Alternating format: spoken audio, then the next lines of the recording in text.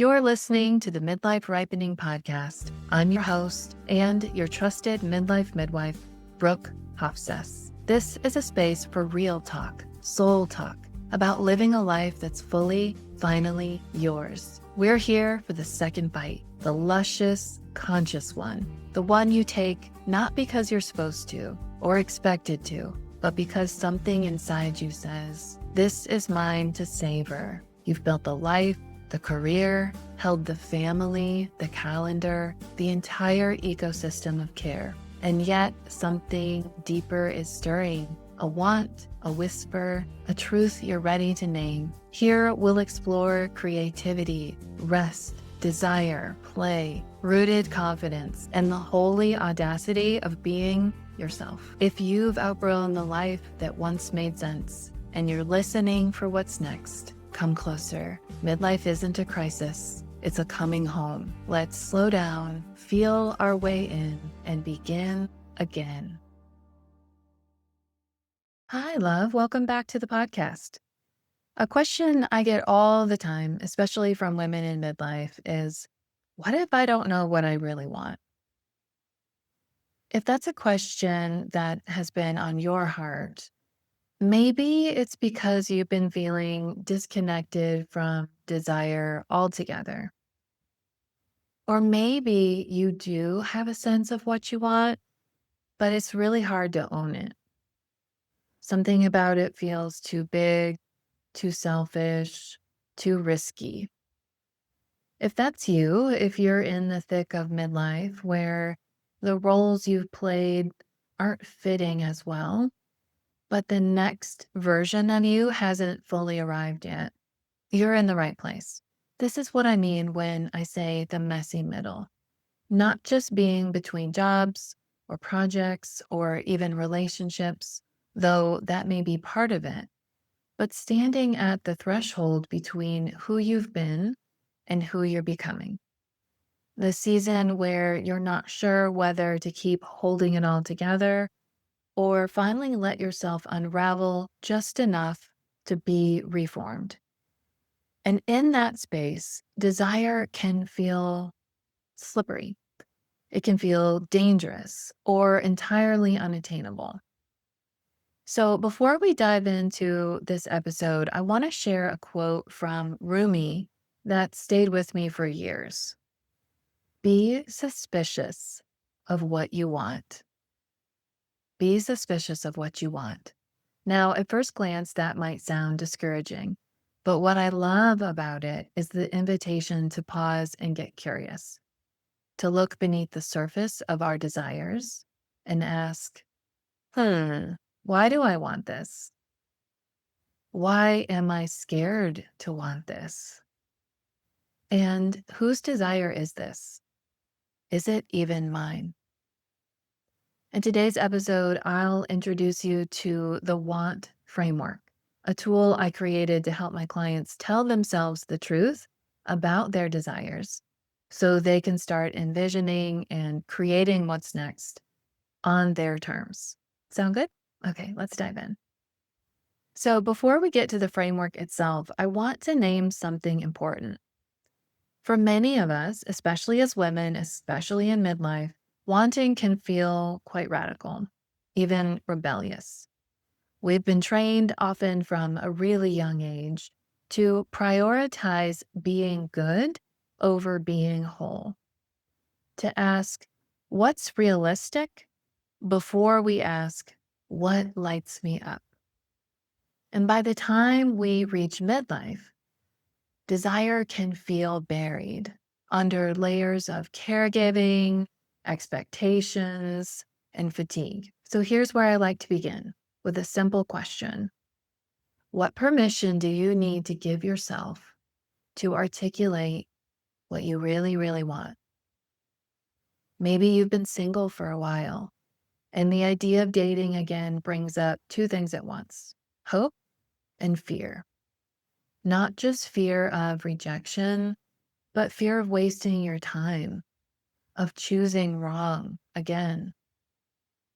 Maybe your job looks amazing on paper, but your soul is bored out of her mind. You dream of launching something of your own.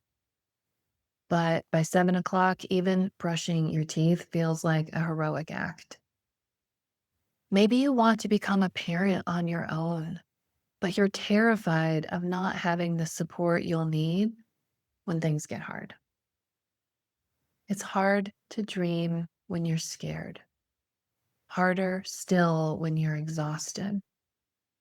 Even the truest desire can go quiet when you're scared or worn thin. And that's why we need a different kind of map, one that honors both the longing and the reality. So, this is where the want framework comes in. It helps you stay in relationship with your desires, even when they feel tender or far away. Okay, so here's the want framework. Let's walk through it together. And I want to say that whether you're holding a fresh, new baby desire in your hands, or you're returning to something that's been whispering to you for years, listen to this framework, not just with your beautiful, sharp mind, but with your heart. Okay, the first piece is W for wholehearted. This is where we ask, does this desire bring me closer to who I am in this season of life? I love what Brene Brown says about wholeheartedness. It's like a North Star. We never fully arrive, but we know when we're heading in the right direction. So ask yourself, what do I long to be closer to? What does my spirit want to do? If I had a magic wand, what would I want to try just for joy? Is there something that if I don't give it a shot, I might regret it? Let yourself feel into these questions. Okay, once you have an idea, an inkling of what you might want, let yourself feel into it. If you moved toward this desire, would your shoulders soften? Would your breath deepen? Would it drop lower to your belly? Would something in your chest say, yes, this way, more? And just to be honest with yourself, check in to see if this desire is rooted in you or is it something that looks shiny on someone else? Okay, next piece. A is for alive. This is the spark, the pulse. This is the part where we let ourselves actually feel desire. And we check in. Where does this desire live in my body?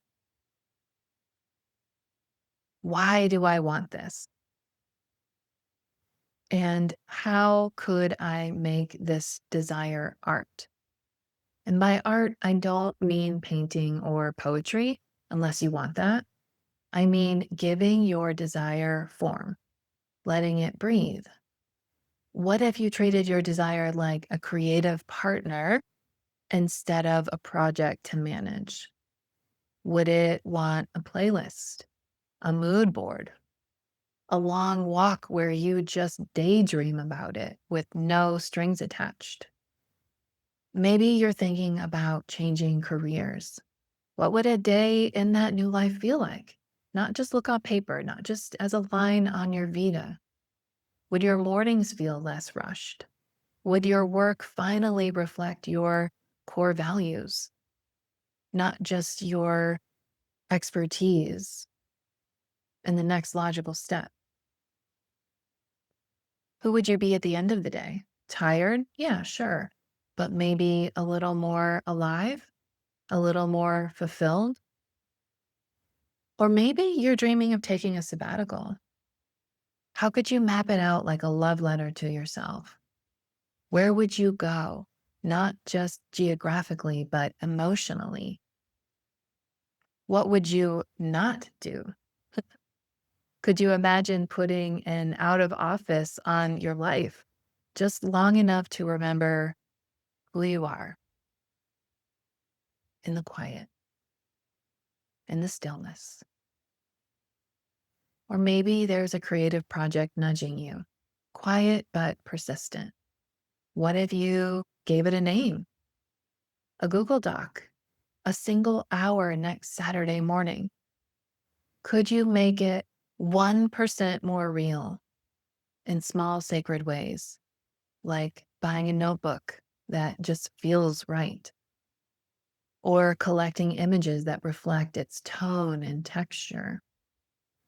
The point here isn't to plan out every step. The point is to make your desire visible to yourself, to give it shape, color, and breath. Okay. N is for nourish.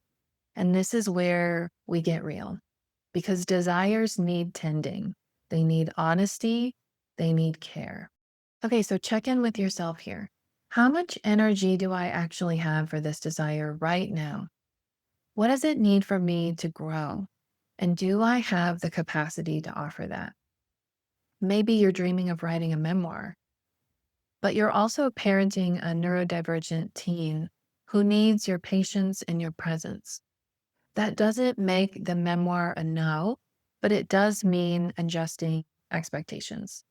Maybe you write early mornings 3 times a week. Maybe you join a writing group once a month. Maybe your memoir lives in voice memos for now, with the cereal bowls clinking in the background. That's still tending.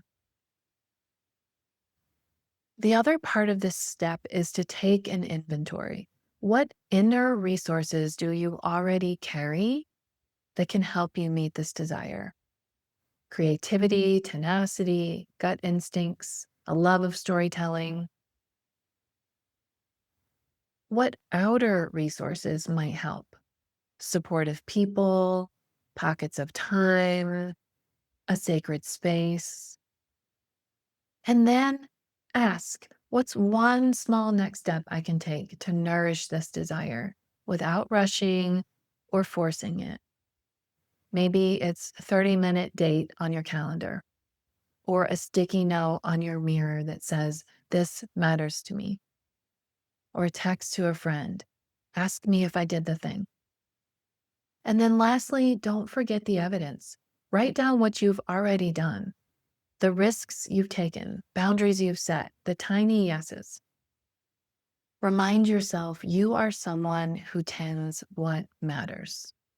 Okay, T is for true. This one can be tender because it's where we ask, is this desire really mine? Sometimes we inherit dreams like heirlooms. They look precious, but they don't quite fit. Maybe your mom wanted this for you. Maybe your partner wants it now. Maybe your mentor imagined this for you 10 years ago. But when you check in, something in you knows this isn't it. So ask yourself, where does this vision come from? Is it blooming from my roots or someone else's seed planted in my soil?